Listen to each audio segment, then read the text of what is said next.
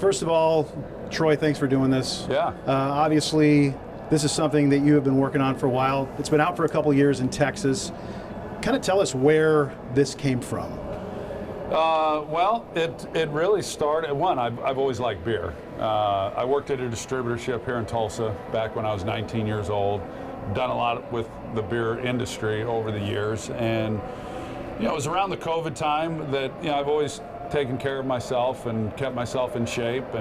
But it was during that stretch where I really felt like I could dial it up a little bit and even become more disciplined than what I was. And during that process, just also believed that there was a way to make a beer that was better than what was on the market at the time. And the brands that were on the market were tired. And I thought that you could do it better and make it cleaner. And so we went to Oregon State. We partnered with them and their experts, and we gave them the mandate. We want to make the best for you beer on the market, and 8 came about. And why it's the best beer on the market is the fact that it's, one, the measurables, 90 calories, 2.6 carbs, but we use 100% organic grains, antioxidant hops, no syrups, no sugars, no sweeteners, no corn, no rice, no adjuncts, no cheap fillers whatsoever. And it tastes fantastic. So we didn't sacrifice taste, but yet we took out a lot of the garbage that a lot of these beers are putting in their beer and made it the cleanest beer possible. So I'm really proud of it. It's turned out fantastic. We've got a lot of momentum going in Texas, but it just felt like the right time to move into Oklahoma, and it was a no-brainer. And we always thought that we would because of my ties to Oklahoma, and then also geographically with it being a neighboring state. Our wholesale partners that we have here in Oklahoma have been fantastic. LDF here in Tulsa has been amazing.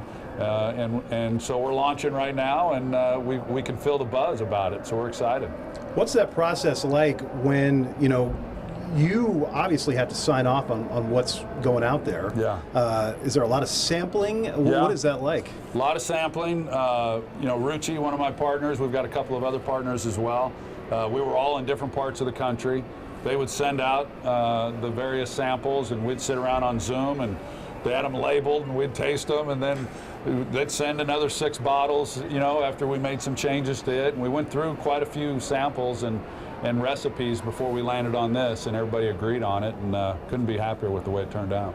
You talk about your Oklahoma ties. Obviously, this part of the country is special to you. You don't live too far from here as it is, but coming back here, not just for this, but for any reason, has to be pretty special for you. Totally. Oklahoma's always meant a lot to me, and to have the beer here is really special. But I moved here when I was 12. I was a transplant from Southern California, but Henrietta embraced me as their own, and I learned so much. I cannot imagine my life without having spent the time that I did in Henrietta, because I learned so much living on a 200-acre working farm and all the chores and hauling hay in the summers and all that went into that. And anyone who's done that or lived that life, they know what I'm talking about. And so it was through that I learned the value of hard work, that if you are willing to put in the time and the effort, you can achieve anything that you want to. And that's another reason that it only made sense for us to come to Oklahoma, because that's what this state is made up of. It's made up of a lot of hard-working people that do the work each and every day and make an honest living. And this beer really was made for those types of people. So it was made for the people here in Oklahoma. Made sure to roll out the weather, the typical Oklahoma weather, where it's warm one day and cold the next that's right. Yeah, that hasn't changed. Your friends, your former teammates, what do they think? Oh, they love it. Yeah, they've been real supportive, and they think it's great. They just wish that we'd had it around back when we were playing. We probably wouldn't have had to work out so hard afterwards, because this is, it's a better for you beer, as I mentioned, and they would have felt a lot better the next day too. Being in the position you're in, being on television, covering the NFL for as long as you have now, how special is it to be able to cover games the place that you used to play?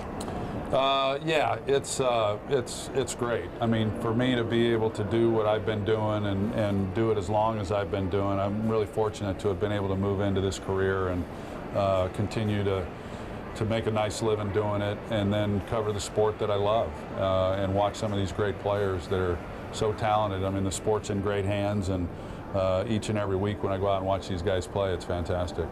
What was it like seeing Jimmy Johnson inducted into the Ring of Honor?